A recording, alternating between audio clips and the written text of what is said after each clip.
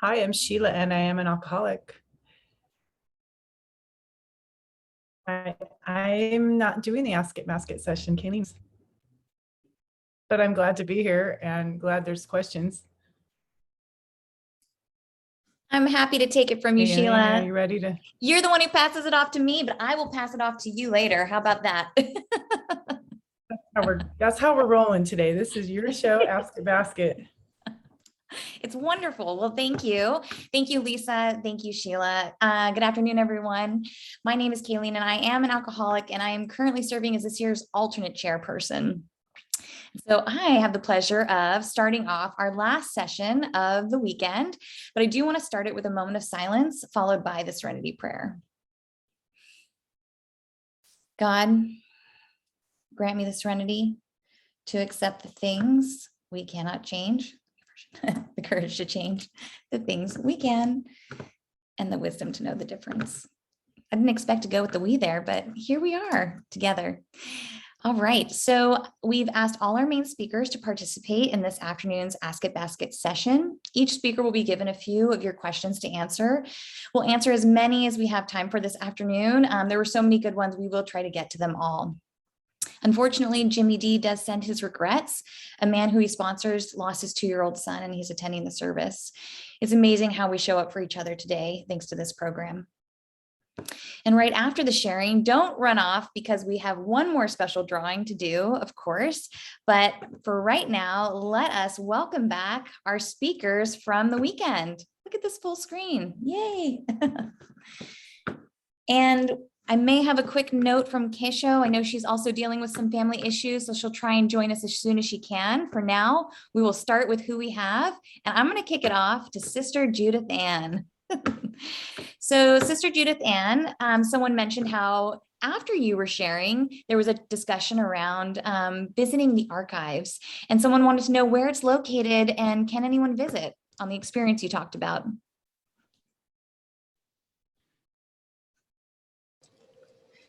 Thank you so much.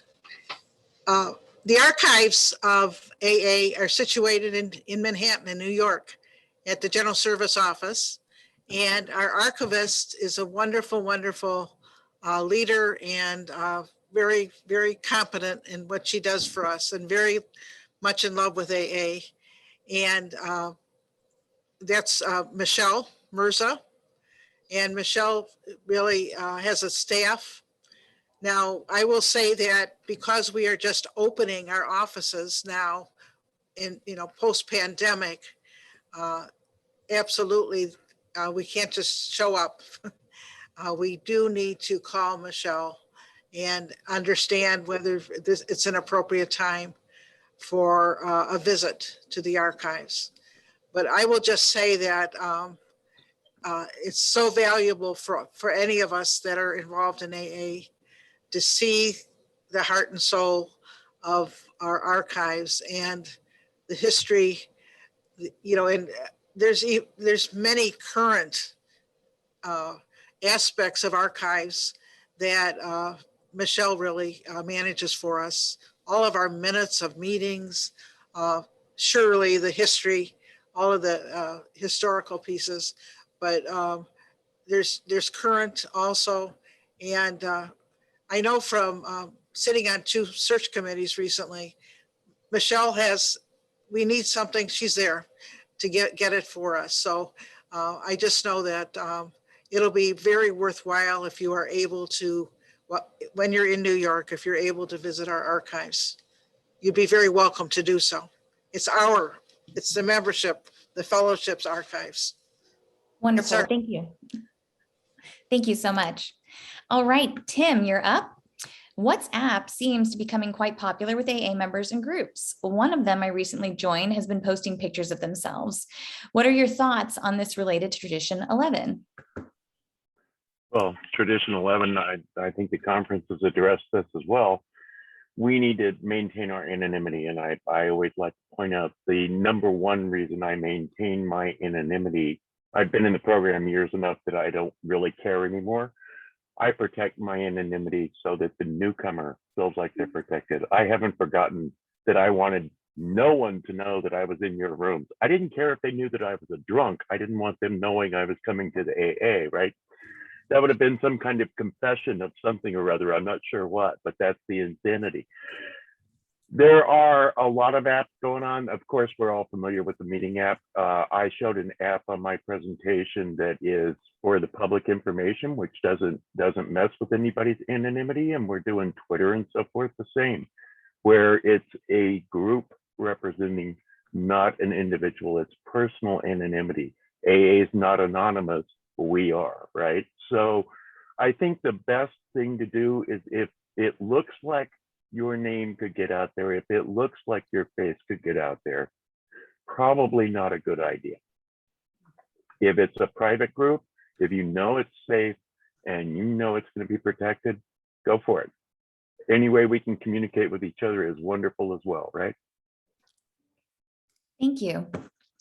All right, Keisho. Some meetings close with the Lord's Prayer. In your experience or opinion, does this raise concern as it is associated with a Christian religion? I would love to hear your thoughts on this.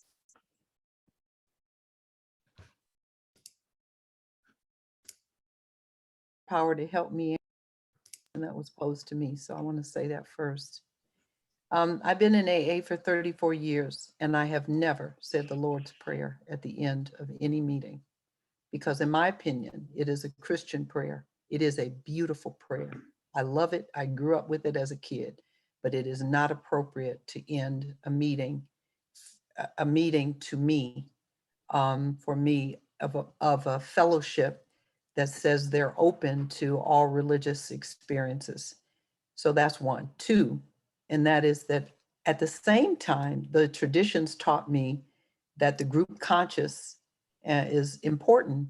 And I had to learn what that was as a person who had never been in any kind of organization that relied on group conscious. So I've been in many situations where I have been voted out as to whether or not they were going to censor that prayer or not.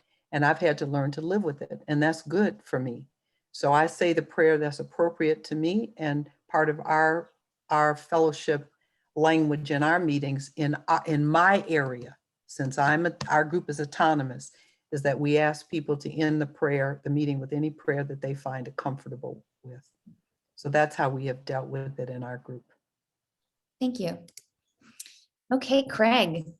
You mentioned an older version of the AA group pamphlet that had a list that the new version does not have. How could I get a copy of the old version? I think you said it was from 1968. 1965. Thanks for the question. Well, I could send you some pictures of it. You could ask Michelle Mercer, our wonderful archivist at the General Service Office, as Sister Judith has referenced. And I'm sure within the fellowship and within connections with each other, we can find you a copy. So I guess you can start with me and then go to Michelle, and then from there, we'll figure it out.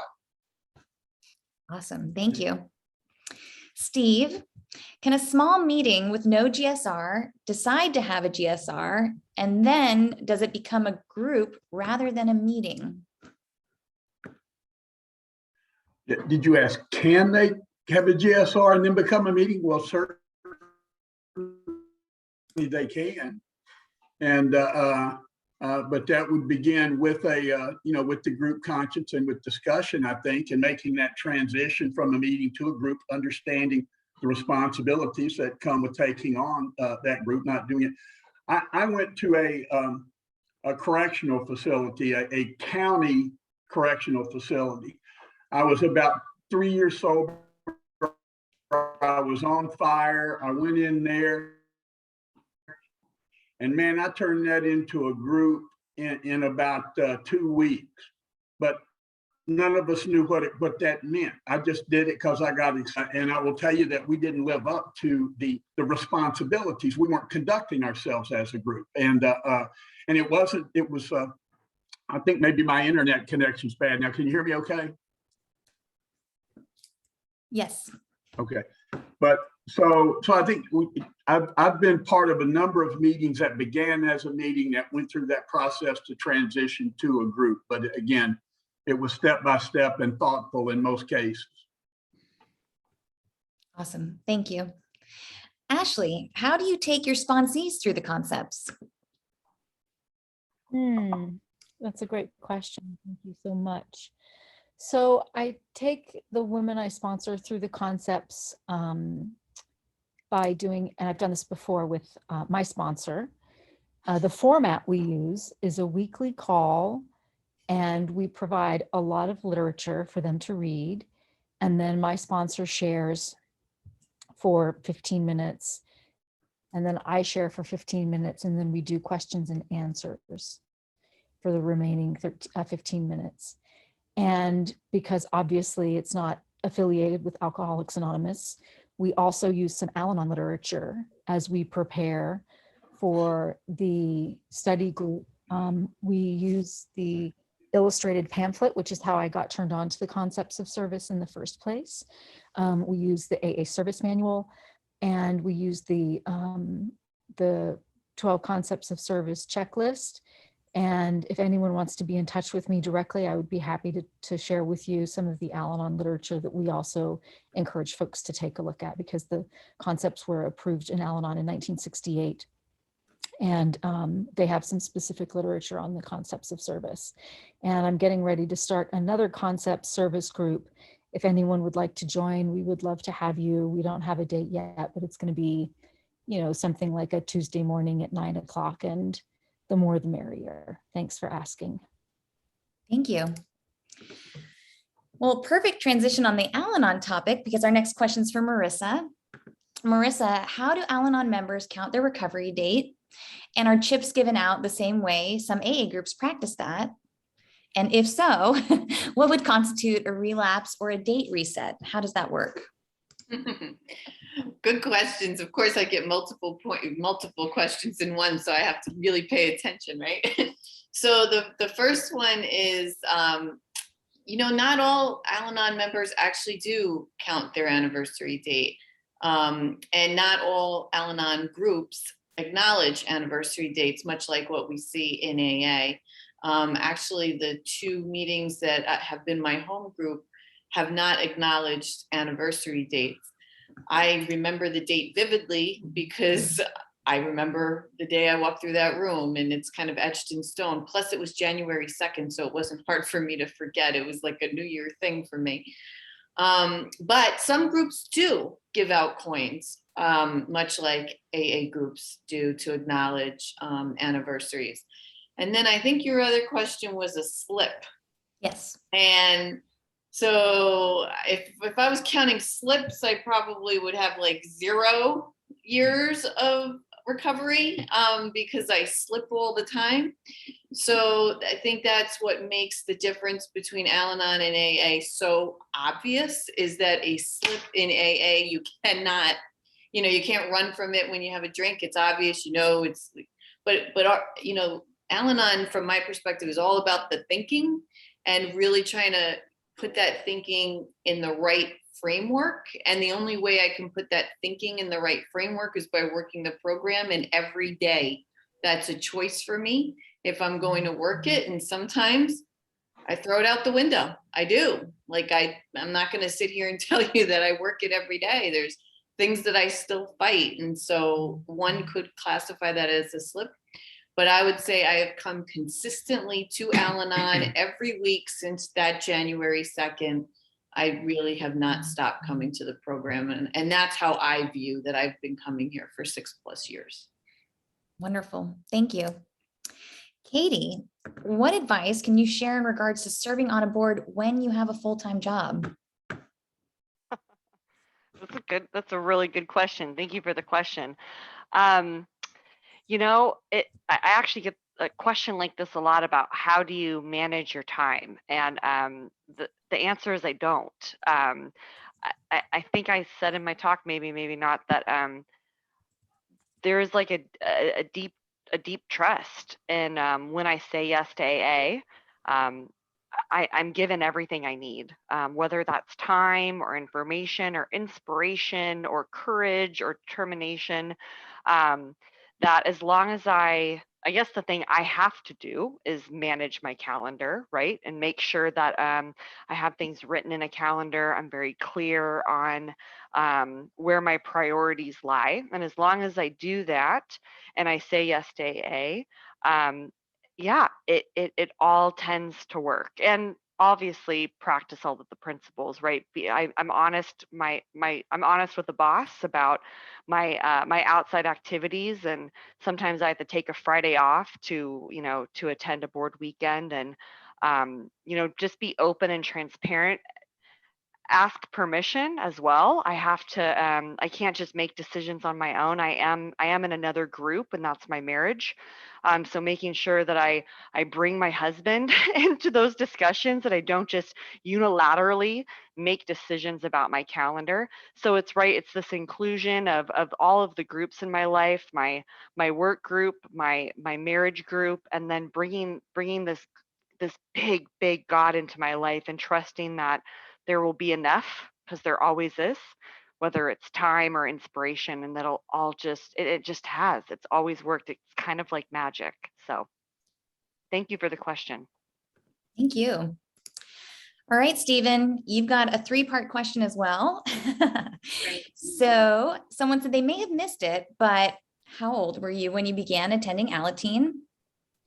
And actually, I apologize, it's only 2. How do you talk with your friends your age about AlAnon and how it's shaping your perspective on the world? Wow. When I first came into AlAnon, I was probably, I think I was 8. I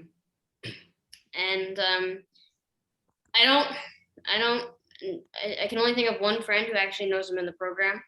I don't just go around all my friends, I'm in AlAnon. You should come to AlAnon. I'm in AlAnon. Typically happen. But the one person that does know, they mentioned something one time. I had accidentally let it slip that I had been on a meeting, and they're like, "Oh, what kind of meeting?" And I was like, "Oh, well, I'm not gonna lie." And it was a really good friend, and I told them. I think I was able to have an honest conversation with them, and they were able to understand what it was. I think it just ended up being a really good conversation. And now that seed is planted in their head. Who knows? They may have a problem one day, or they may know someone else who has a problem one day. Thank you. Wonderful. Okay, Keisho, is there anything I can do personally to help make an African-American comfortable in the meetings I attend? Or should I behave any differently? I introduce myself to every newcomer and then greet the regular members.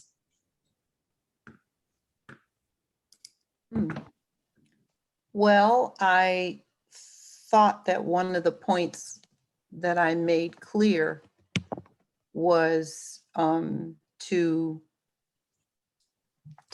think of the behavior that we do in the room and the behavior we do out of the room. So I think that the answer is embedded in the question. I think we engage in the greeting anybody that comes through the door. I don't think anybody stands there and says, I'm not going to speak to any Latinx, and I'm not going to speak to any Hawaiian American. I don't think anybody decides like that. I think where it comes down to is for what I have observed and what I've heard from other people of color in the rooms is that they would feel more comfortable if someone would approach them outside of the rooms also to let them know that they have real relationships with people of color so that there could be some comfortability. Now that's one side of the token. The other side of the token is for people of color who are in rooms in which they don't dominate, for them to also challenge themselves in the ways in which they don't have real relationships with people in the dominant culture. So I think across the board, it's being able to see, if we say in AlAnon that our insides match our outsides, I'm saying that our racial understanding inside of the meetings matches our racial understanding outside of the meetings. And that is a personal choice. There's nothing in the fellowship that asks people to do that or mandates that. I think that is a personal choice to do that. And it is about changing awareness and consciousness. And it does, like all behavior, have an impact. Thank you. Wonderful. Okay, Ashley, how do you keep your anonymity or handle it when tradition 12 is not followed? I have so many answers to that. I'm a jerk.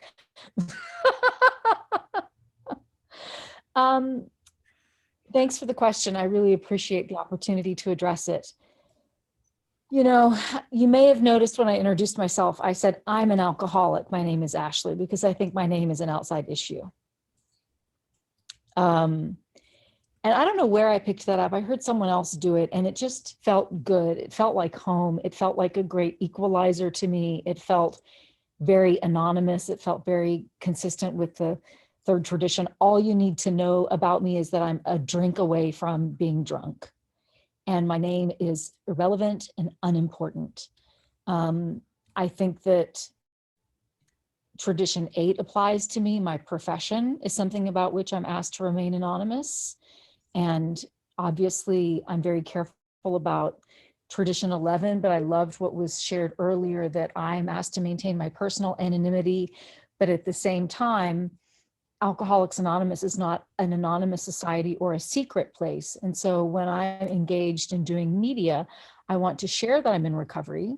I may want to be explicit enough and say that I choose not to drink one day at a time. And I may want to let people know where they can find the help that's like the help I've gotten, but I don't do that myself. What I do is I speak with the editor of the newspaper or the magazine, and I say that the journalist can talk about Alcoholics Anonymous in the body of the article, but I myself cannot.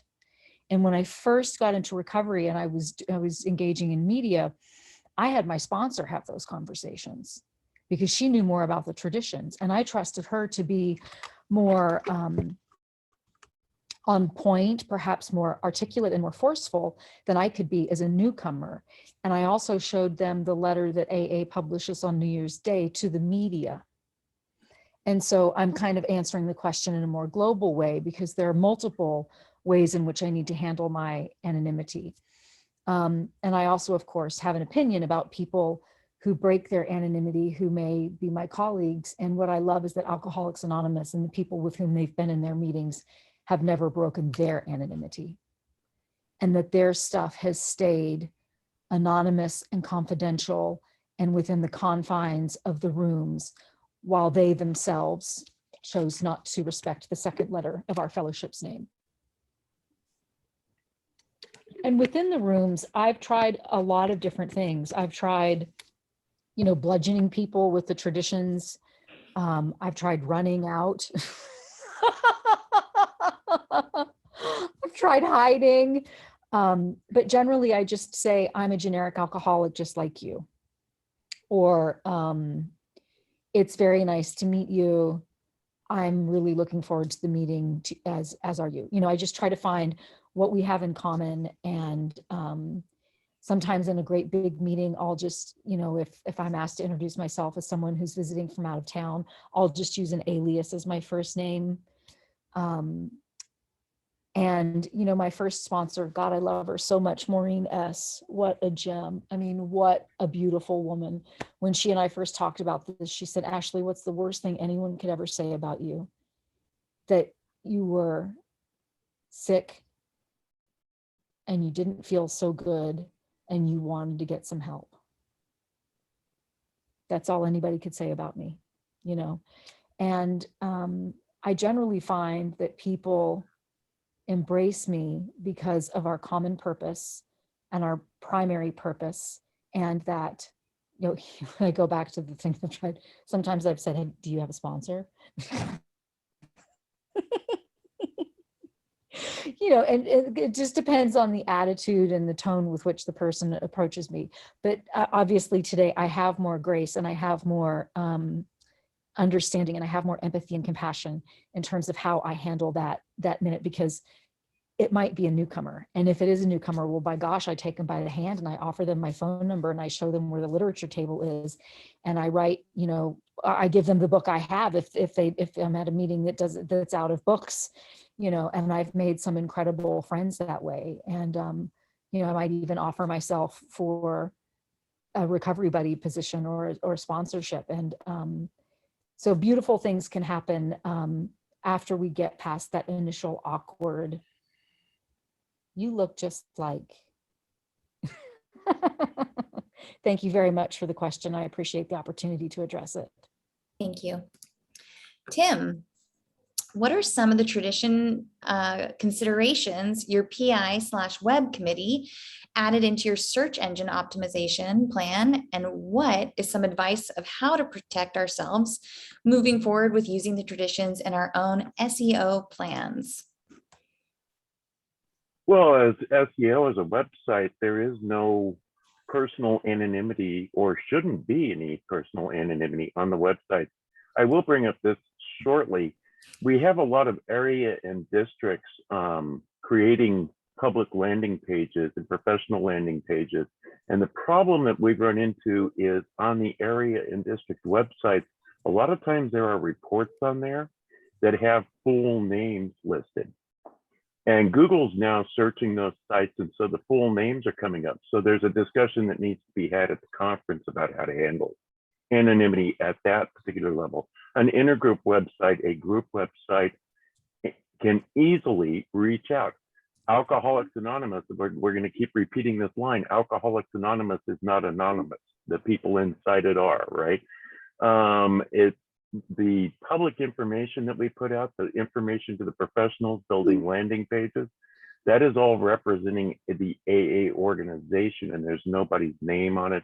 It is an incorporated page that many of us have come together and written and put up so that we can reach out. So the keywords that we're interested in, I keep getting this question, I'll address it real quickly.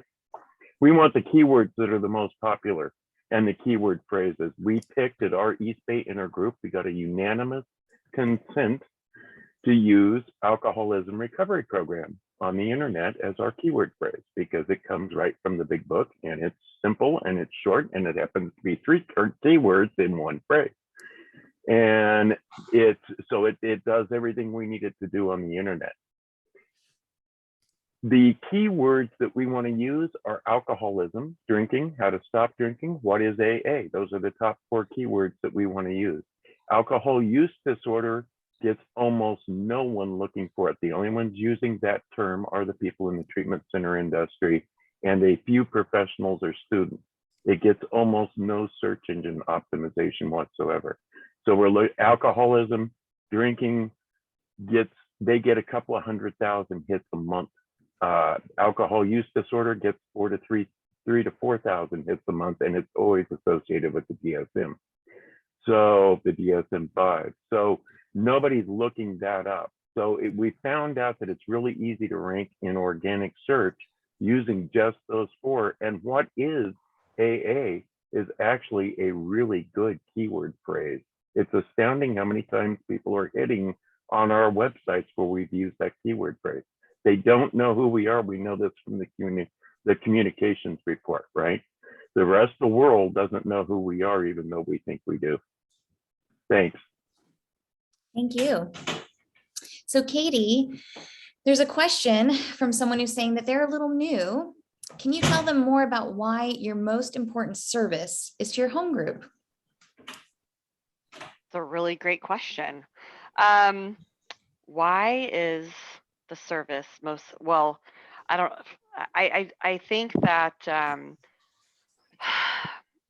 my primary purpose as a sober woman in Alcoholics Anonymous is to be the hand to reach out to the suffering alcoholic.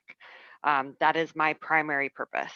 My first meeting, I walked in and the lights were on and someone had made coffee and put out literature, and there were other women there, and someone reached out their hand and said, "Welcome to Alcoholics Anonymous." If all of those people decided that they were too busy for their home group that day, or maybe some of the service work that they were doing outside of home group was more important than showing up on that, I don't know, it was probably a Tuesday, was more important, I don't know if I'd be here, right? I had someone reach out their hand to me. So my primary purpose has to be doing the same. I owe a great debt to the people who did that and continue to do that for me when I show up at home group. So, you know, I can get, I think in my mind, I can get so far away from that and the different really this way, right? In the different levels of our service triangle, that staying grounded in that home group reminds me of that primary purpose. Now, creating a pamphlet or working on issues around the big book, those are substantial and so important. And when people ask me what I get out of that, because it's so spiritual, this total trust, and I don't see who this helps, right? I don't see how a pamphlet that I'm working on is going to help someone maybe 20 years from now. There's so much humility in that and spirituality in that. It's so incredible to not, because I like the face, but I still have to be grounded in the face. I have to see the face. I have to touch the hand and be in the home group to make sure that I am a physical person welcoming someone into Alcoholics Anonymous. I love both, but the most important one is the one-on-one work I do. It says over and over in the book, I don't know, 20 plus times, that intensive work with another alcoholic will always save the day, and that's what's going to keep me sober in the long run. So thanks for the question. Thank you. So Craig, do members of your home group lean on you for all the questions and answers? And if so, how do you deal with that? Thank you for the question. So my most recent home group prior to this new group that we're constructing, actually, a lot of them didn't lean on me, which was great. But yes, I have experience with many members. Either I sponsor many folks in the group or individuals because they know I've been active in service. I'm not sure I would say lean, but they definitely look for my experience, strength, and hope. I think it's my responsibility to direct them more towards literature than just me. I mean, I certainly have my experience, and I'm very happy and proud of my experience and working with a sponsor and a service sponsor and giving to AA and what I've been able to see from that. But really trying to keep me out of it. It's actually, I'm glad you asked the question, because it gets lonely sometimes. Like, because you want to be yourself, and you want to speak your mind, and you want to share your experience, strength, and hope. And it's actually uncomfortable sometimes. But I love sharing, as I'm sure other folks in these squares do too, especially when it has to do with AA and somehow we can get through a problem. I like getting questions, because if someone doesn't know, I could be useful and I can have purpose. But I really like connecting with them most through the literature and showing them what was shown to me. So it's not necessarily a Craig lean, it's an AA lean. So thank you. Great, thank you. Sister Judith Ann, would you say your religious community is focused more on service to the suffering alcoholic as its main apostolate? Thank you very much for the question. My congregation really has, it was founded to bring healthcare to the Young Catholic Diocese organization in 1851 in Cleveland, Ohio. And so healthcare has been a major thrust of our ministry. But healthcare, education, and social services is really who we are, and over the years, what our sisters have served in. We, all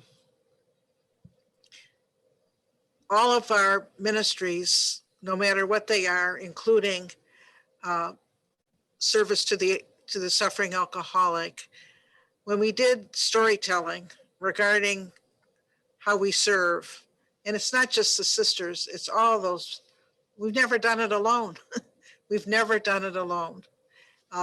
We've had wonderful people that have stood with us and have really are the voice of the mission and the ministry, and they carry the mission forward just as we do.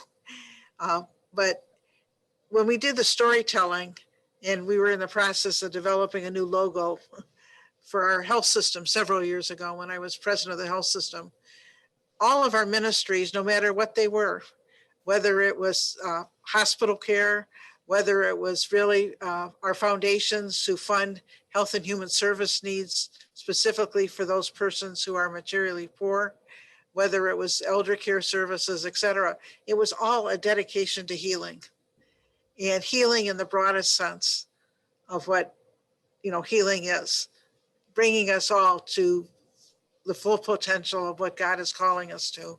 And so I would say that we identify very clearly with care for the alcoholic, and that's a priority for us, but it certainly is not our only priority. Thank you. Marissa, how has being part of AlAnon shaped how you treat non-recovery relationships in your life? I think my family has an answer for you here. Thank you for that question. So Al-Anon has shaped every relationship in my life. That's the reality of it. It comes with me everywhere I go. Sometimes it's interesting because in business, I hear, all these professional development, different things that come up. And I swear Al-Anon's in all of these professional development programs, because I feel like everywhere I go, I can hear the program coming through all of these different aspects of my life. It helps me, my sponsor tells me all the time, Marissa, remember, it's not all about you. You're one of many.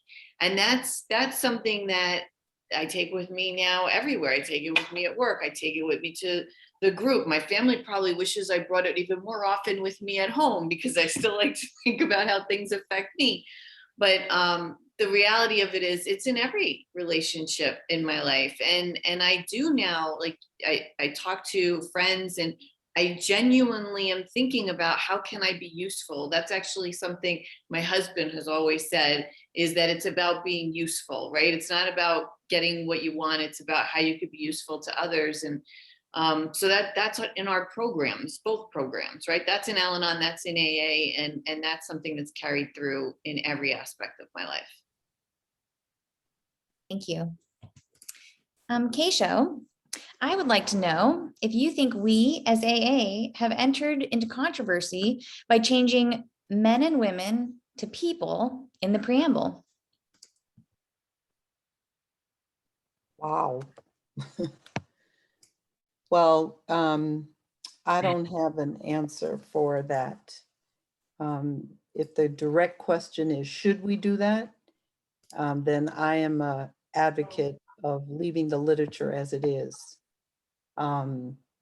Because I think the larger questions are about how we practice the principles that the literature is written around, more than updating the literature. So I'm on that side of the perspective.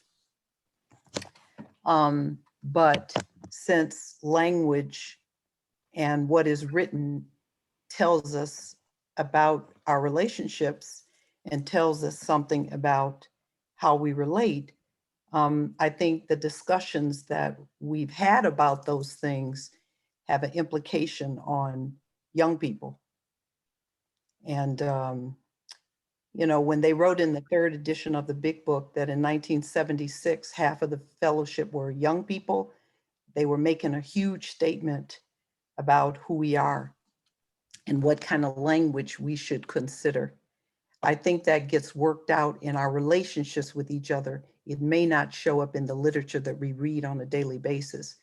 But let me give a concrete example of why it's important to be able to have those conversations and point out these kinds of consistencies and inconsistencies. When Ashley was asked, how she applied the concepts, and she gave her response to how she does that with her newcomers, I wrote in the chat that I use a piece of Al-Anon literature to help my sponsees with the concepts. And this is the response that was written back to everyone. In an effort to not clog up the chat and continue the questions with too many short time left, please see all reference literature from this weekend's conference on this link here for those who wish to view it. Now, I could read that in a way, since my effort was not to clog up any chat.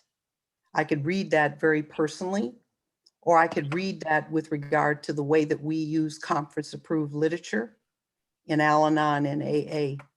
And that could give me some direction about how I might make a suggestion. But I want to say, from the standpoint of a newcomer and a standpoint of a person of color, that language is not inviting.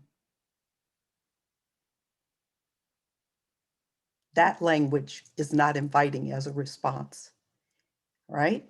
And I just think that we have to be very inviting if we want to have people in our fellowship. And if we know that transferring the knowledge of how to be a sober person in our fellowship is direct between people, then that kind of language is not very positive. That language, for me, can be seen as not positive. So again, how responsible are we going to be inside of the rooms and outside of the rooms, and in allowing for different interpretations of something to be said? If it's about safety in the room for who come, the sick and suffering alcoholic, we have to create that across the board. Whether the subject is about race or gender or difference, we have to do it in how we translate the program to every single person. And that language is not that way. Thank you, Keisha. The next question is for Tim. Tim, does AA have a virtual area? And do virtual meetings have home, like a group ID? Do they have a home? Well, that's loaded. Thank you for the question. There is a huge conversation going on out there about where does the virtual world become a group now, a virtual group. How do they participate in the conference? How do they have a GSR? How do they have an IGR? Some of the groups it's obvious for them to solve, right? Because they're local and they're in a particular city possibly, or have a great number of people from one particular city. But now we have some groups that are international. So how are we going to get them to participate in the process? And that's a great conversation. I was just sitting here thinking earlier, in 1 year, we did what couldn't have been done in 40 years in AA, and that's move AA to the virtual world and to technology. You guys are putting up QR codes. I wonder how many people knew what a QR code was 12 months ago, right? Some of us did, but only the people that are into it, right? So we need to have some further conversations. These people need to be able to participate. No, I don't think the rooms are going away ever. And that's a good thing. We know that's good. But we also, and we've had several people on this conference this weekend talk about, we've gotten to know people around the world. We've been able to have communications about PI and CPC and getting the word out with committees all over the world. And it's been such a blessing. But we need to have some kind of system, and the conference should be really talking about this. It's some kind of system to where you can make that your home group, that these people can be part of the participation. Because we all know, I'm also on the board of East Bay Intergroup, and we all know we have some 700 meetings represented a month or a week under our umbrella, but we only have X number of groups, and I'm not going to say how big a number that is, but it's shamefully small. So we need to engage everybody into joining groups and being part of the process. And I'll finish the difference for anybody who might not know the difference between a meeting and a group. And this comes from the wonderful Tom I. A meeting is what happens from the opening prayer to the closing prayer. A group is what happens from the end of the closing prayer to the next time you meet. And that is a huge difference. And that's what's changed in the last 40 years so much in AA. We don't have as many groups as we have meetings. So I think there's a way we can draw these people in, as long as they aren't voting twice, right? Every warm backside in a seat gets one vote. So as long as they're participating in only one home group, that's all that matters, whether it's on virtual or whether it's in person. I hope that's the best answer I can give for that at the moment anyway. Thanks. Thank you. The next question is for Katie. What or who gave you the final push into general service?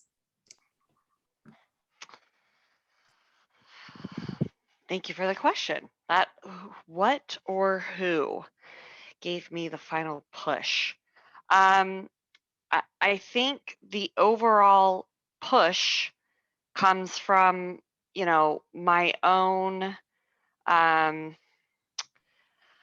do I, the amount of understanding I have over my alcoholism, right? That I have been beaten into a state of reasonableness, that there is no other option for me but to be of service to the entity that saved my life. I think there's always been encouragement from sponsors, from service sponsors, grant sponsors, all of the people, home group members to be involved. The people that said jump in the car, raise your hand, say yes. But I think ultimately the propellant, the thing that propels me is this knowing that my life is wholly dependent on service, and all of the people who came before me, who flipped on the lights, who made the coffee, who brought the cookies, all the way to the people who are our trustees and who serve AA with such love and dedication. It comes from that deep understanding that my life is as a result of the service of others, and I have a lot to give back in order to pay back that debt. So thanks for that question. Great, thank you. All right, Craig. I've heard the past several days from 2 AA members that the GSO is rich and has a lot of money. Is that true? And why do they need the money?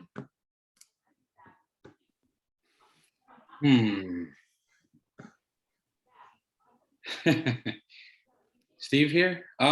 So first of all, I just wanted to really quick, if it's okay, as long as it's not out of order, with what Tim was speaking, there are 2 advisory actions regarding online only groups and virtual groups. One is allowing a group to decide what district or area, their preferred district or area they would like to serve in. They would get a group ID, they could list their GSR, and the default would be the contact info of the group contact. And the other advisory action is for the General Service Board to be looking at how best virtual groups can participate in the service structure. So I just wanted to compliment Tim's response. So you can find on the quarterly report where GSO's financial status is. Last year, we had $10.3 million in contributions, which was the highest that the General Service Office ever had, but also literature sales were way off to what we're used to having, which might have been the best thing that ever happened to AA, just to take an honest look at itself. Is GSO rich? I mean, I don't even know what I'm supposed to. I think, again, like I spoke yesterday with the 7th tradition, it's our spiritual obligation to participate in those entities, our spiritual obligation to send to the intergroup. It's our spiritual obligation to send to the district, to send to the area, to send to the General Service Office. And that's each group's conscience of how much and when they do so. And to stay connected and have a GSR and participate in understanding what that treasury is and where the money is and how to operate, and to send representation to say what we do with the money. So we have prudent principles. So I don't know that any entity is rich. I remember, and I'll try to wrap this up real quick. I remember after Hurricane Katrina, the Assembly of Louisiana didn't have any place to meet. People didn't have homes to live in, didn't have literature, didn't have clothes, and people were sending money all over the world. And the Assembly got together and said, we are not accepting your contributions. And I just thought it was a powerful example of 7th tradition. When I asked Don M. after he had passed forward as delegate and he was trustee, why did you guys do that? And his simple answer was, because we would be rich. So I think the GSO is where it's supposed to be right now, but I think we're always in a position to be better. And I don't know that I have the qualifications to speak on behalf of it, but that's my opinion. Thank you. Thank you. So Ashley, when you do travel to Europe, do you have a home group there? And what home group experience can you share on living in 2 places? Oh, that's such a great question. I appreciate that. So meetings in Switzerland, I mean, there's a meeting that I attend in Switzerland. It's in Zurich at the Salvation Army. That's the meeting I go to when I'm in Switzerland. I've learned how to use public transportation on my own, and I get myself there, and I'm very proud of that. When I'm in Berlin, there are English speaking meetings that I attend. I don't have one that I particularly favor, but they've all been virtual. So that point is moot. So I just stick with my telephone meetings because I can call in at any time, and with the time difference, I can do, a 5 a.m., a 6 a.m., and that suits the schedule. And then the Beacon group, which is my AA home group, that's a tough one because it's at noon and we eat. So it's 6 o'clock Swiss time, and that's exactly when we sit down to eat our supper. So when I'm abroad, my home group experience is rather sparse, which is not something that I recommend for anyone. And, one of the reasons why I'm so heavy on the literature and heavy on working with the legacies, and why being sponsored and working with the women that I sponsor and taking phone calls is so vital for me, it's because I can't really sustain an assigned service position at my home group because of the way I travel.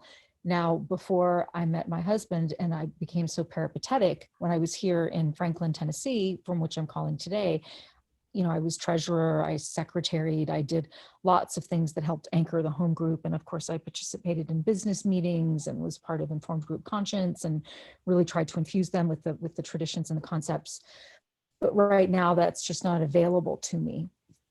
I do have meetings on the phone that I try to attend consistently every week, so I can consider that my home group. I just called a woman today earlier.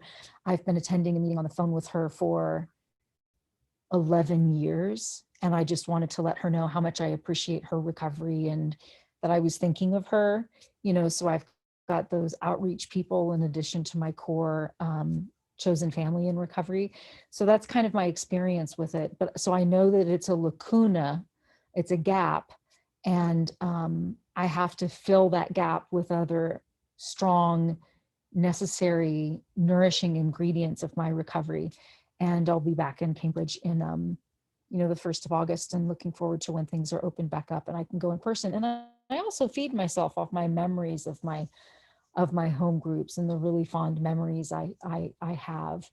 One of the ways I self-soothe is I go through how it works, or I go through a meeting format in my mind when I'm relaxing at night, and I start with the preamble, which is, when I went to International, which is, by the way, the place where I had the worst experience with anonymity was at International in Atlanta, like standing in the queue to get my name badge or trying to walk over to the big meeting in the evening. It was absolutely hellacious. I went and I hid in the archive booth.